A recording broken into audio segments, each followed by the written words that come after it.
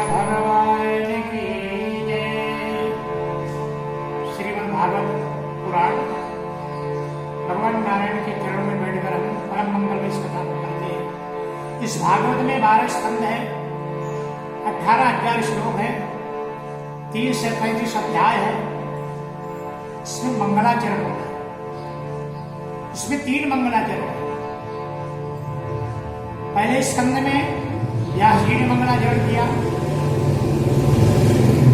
दूसरे स्कंद में सुखदेव जी ने मंगलाचरण किया और समाप्ति में सूत जी ने मंगलाचरण किया। मंगलाचरण का मतलब जिनके आचरण अच्छे उनका ही हम मंगलाचरण करते हैं। तो सबसे सुंदर आचरण भगवान का है दुनिया में। इसलिए भागवत के मंगलाचरण का पहला श्लोक जन्माद्यस्य यतोऽयज्ञाम् जन्माद्यस्य यतोऽन्वयादितरतश्चार्थेष्वभिज्ञासुरान् तेने ब्रह्महृदादिजादिमूले सूर्य तेजो वारिमिदं यथा विनिमयो यत्र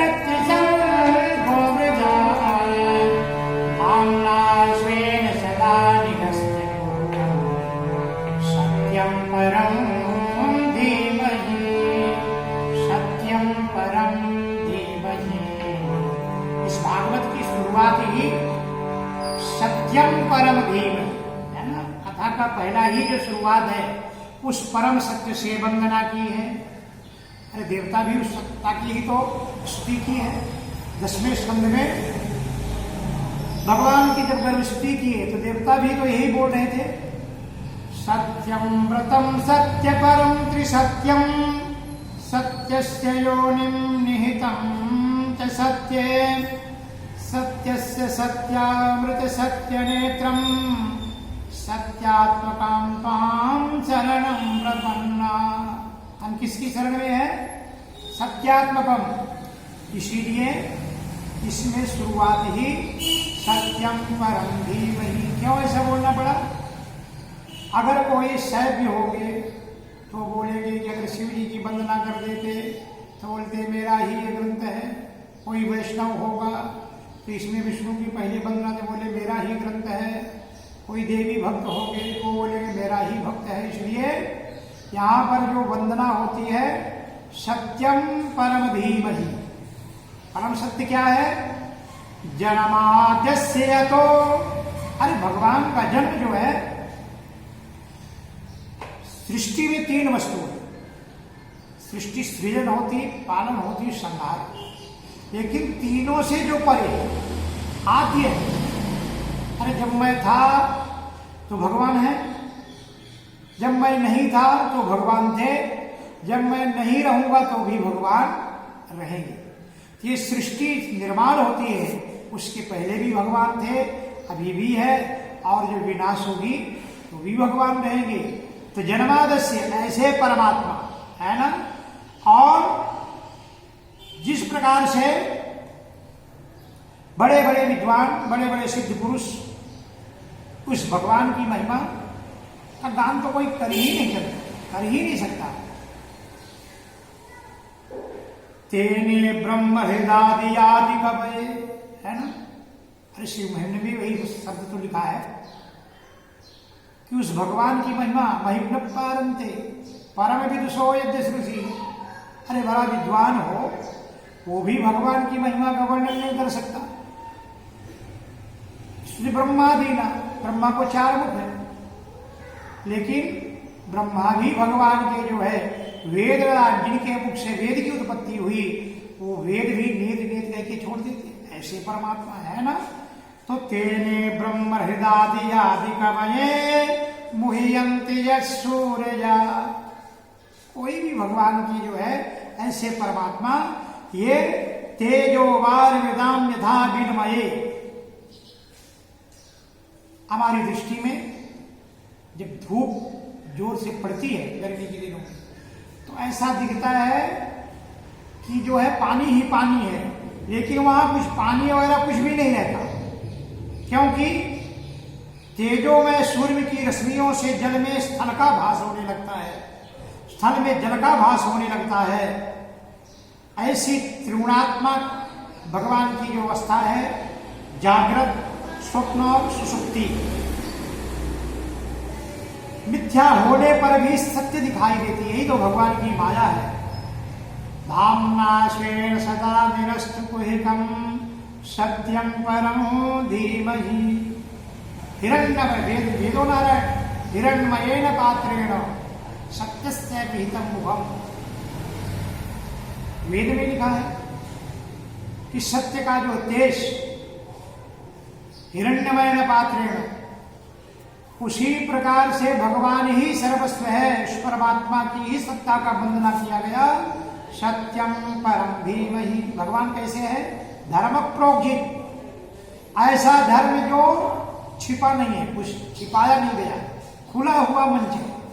भगवान के उसमें कोई भी वस्तु छिपी नहीं है। भगवान ने जो किया वो लोगों के लिए किया, है ना। भगवान माखन चोरी भी की, अपने लिए थोड़ी की। लोकवत कैवल्यम, व्यास जी ने ब्रह्मसूत्र में लिखे, लोकवत कैवल्यम, जो भगवान ने किया सिर्फ लोगों के कल्याण के लिए, जग कल्याण के लिए, जो भी भगवान की।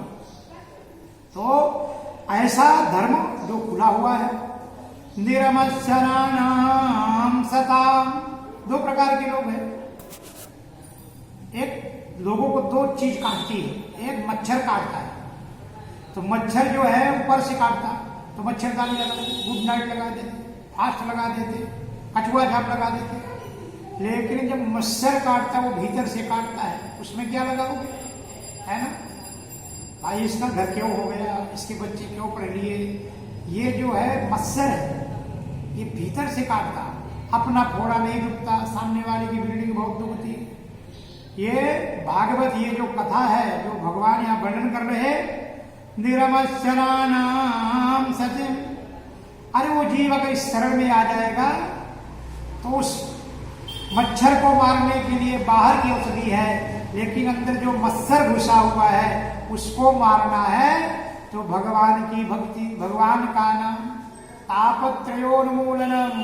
अरे मच्छर ही नहीं दूर होगा, तीनों प्रकार के ताप भी आपसे मुक्त, दैविक भौतिक तीनों ताप से आप जड़ से ही नष्ट हो जाएंगे।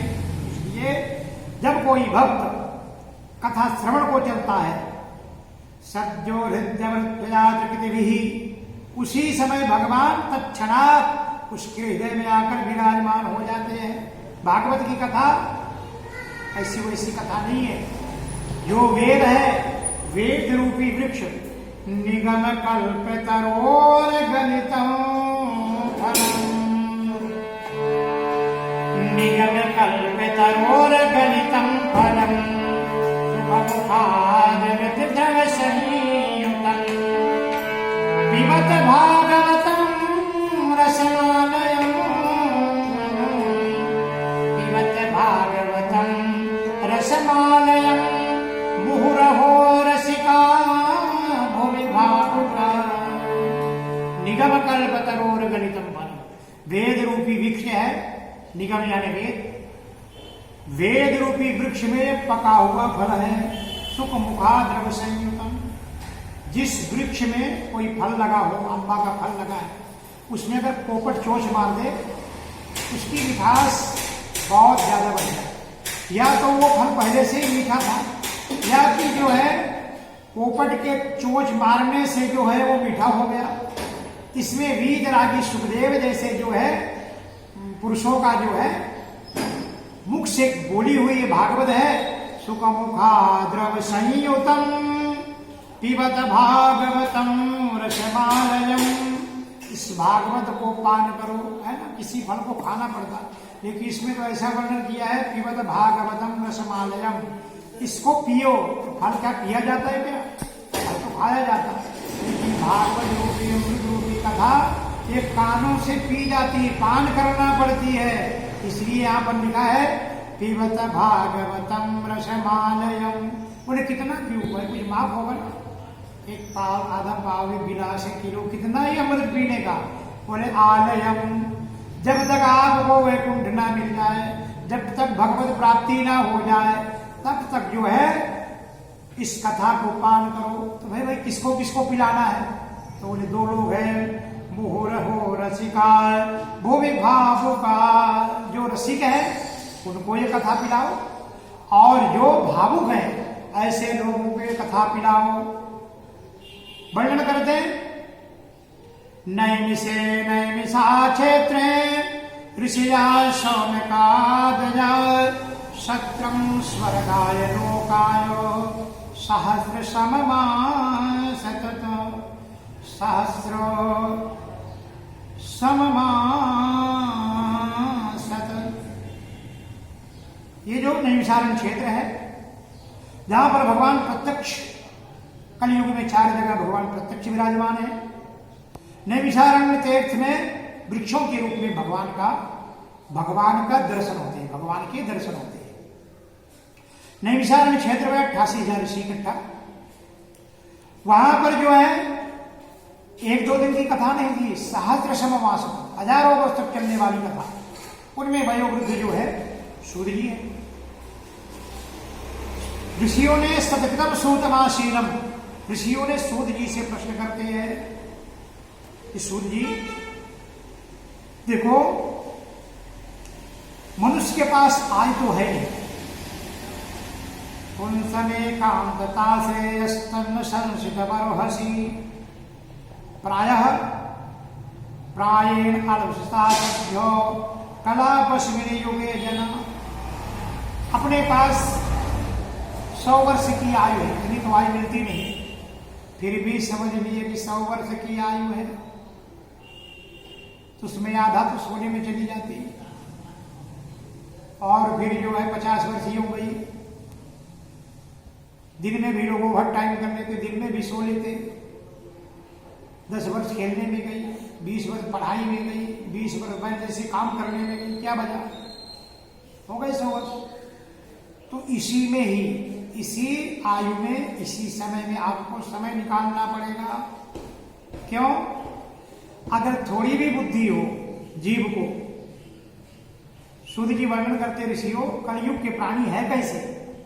मंदाशु मंद मतयो मंद भाग्यान विद्रुता। कलयुग के प्राणियों की बुद्धि मंद, भाग्य भी मंद। भाग्य प्रबल हो, बुद्धि मंद हो तो भी जीवोपार्जन होगा। भाग्य, बुद्धि प्रबल हो, भाग्यवंत तो भी जीवोपार्जन। लेकिन जिसकी दोनों खराब है, भाग्य भी बुद्धि भी, ऐसे लोगों का कल्याण कैसे होगा? शास्त्र तो बहुत है, अतः साधुरोदयस्यारं समुद्धृत्य मनीषया। अनेक शास्त्र है, आयु कम है। शास्त्रों का सार क्या है ऋषिवर? वो मेरे को सुनायो। हम सब भगवान के विषय में जानना चाहते। सूतम जानासि भद्रं ते भगवान सतपथां पति। हम लोगों के मन में हमेशा ये जिज्ञासा बनी रहती है कि देवक्यां वासुदेवस्य जातो यस्य कीर्षणा। भगवान वसुदेव और देवकी के गर्भ में जब जन्म लिए, तो जब भगवान अजन्मा है तो जन्म कैसे लिया प्रभु? भगवान जब अजन्मा है, इस प्रकार के प्रश्न ऋषिगण सूर्य जी से ऋषिगण प्रश्न करते हैं, और इन्हीं प्रश्नों का उत्तर पूरे भागवत में दिया जाता है। जन्म मृत्यु के चक्कर में जीव फंसा है, अजो ततो सत्यम विमुच्य तो यद विभेति स्वयं भयम। अरे जिससे जीव डरता है, जिससे वो भय स्वयं भगवान से डरता है। तो उन भगवान की कथा श्रवण करना है। लीला अवतार धारण करने वाले भगवान की सब महात्माओं ने गुणागान किया है, तो वो कथा कहिए जो सब संतों ने भगवान की कथा कही है। भगवान की अवतार की कथा, देवक्यं वासुदेवस्य, भगवान की अवतार की कथा, और भगवान की सुंदर लीलाएं, एक एक सुंदर भगवान की लीलाओं की कथा सुनाइए। आख्याहि हरे धियं अवतारो कथा शुभ। क्योंकि भगवान की कथा सुनते सुनते कभी जो है तृप्ति तो होती नहीं, नए नए पद जो है, नया नया रस जो है, रस प्रभाव उसमें श्रवण करने को मिलता है।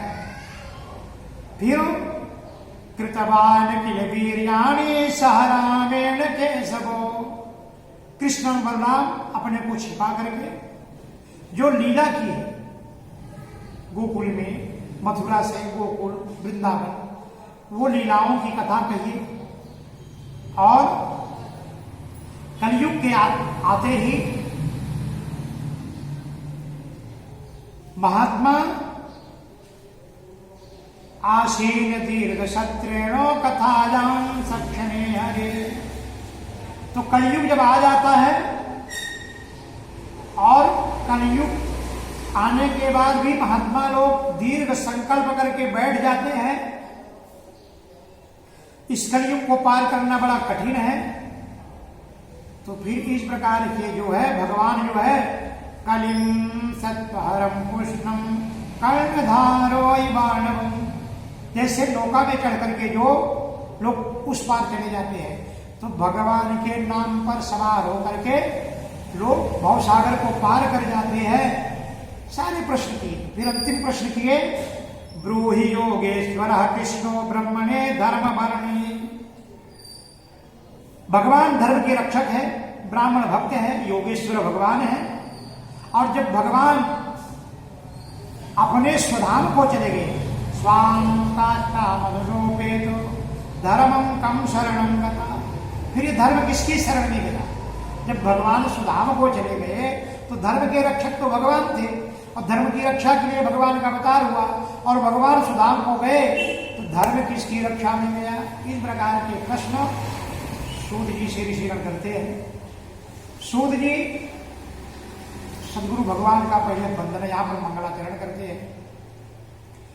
गोपाल कृष्ण भगवान की जय। अब सुखदेव जी की जो है वंदना सूत जी करते हैं।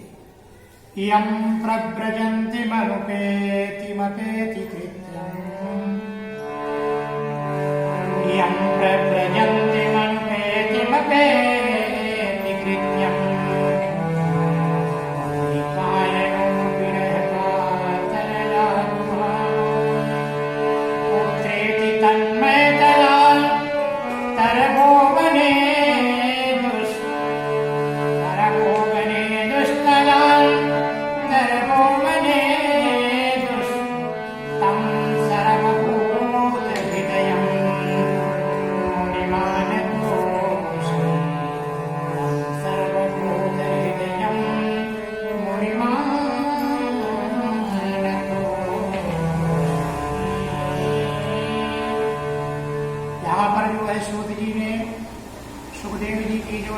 भगवान की वंदना की।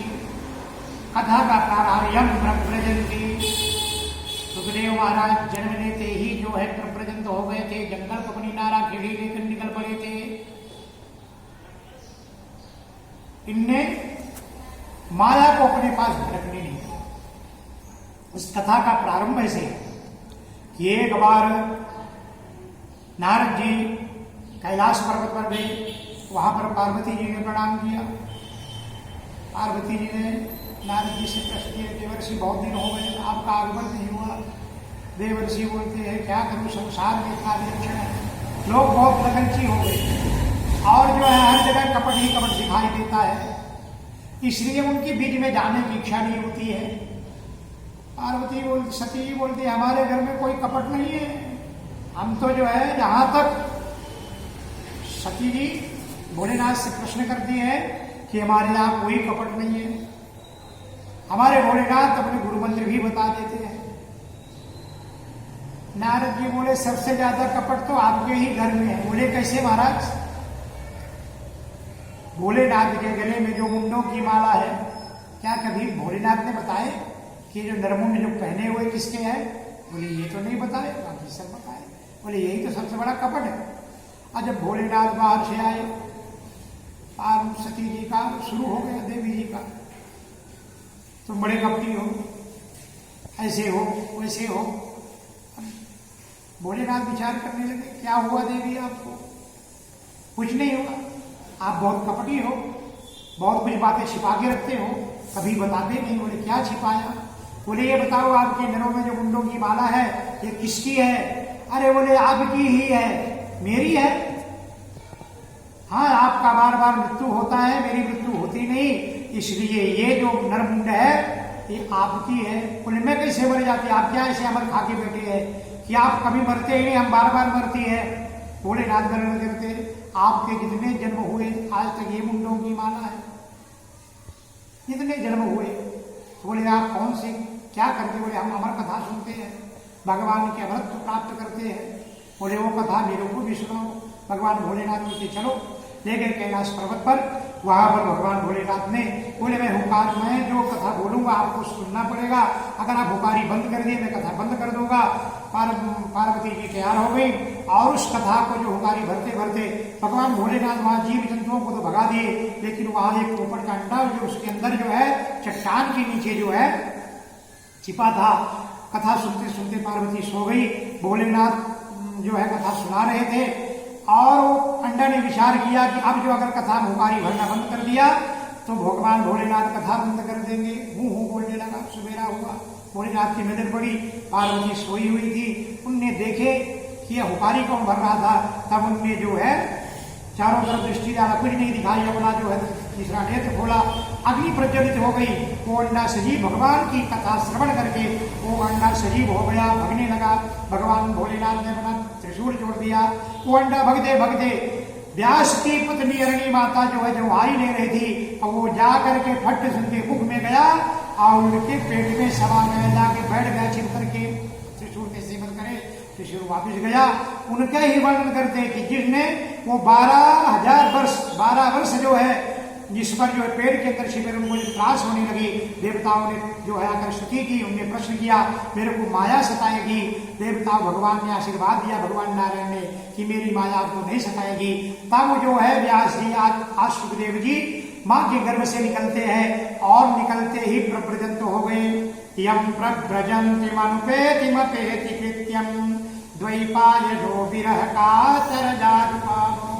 और व्यास जी उनको पुत्र के रूप में हे पुत्र हे पुत्र हे पुत्र बोलते वो उनके पीछे लग रहे, उनको जो है वृक्ष समझाते हैं कि देखो संसार में सबसे प्रिय वस्तु जो है वो भगवान को अर्पण करना चाहिए। गोपाल कृष्ण भगवान की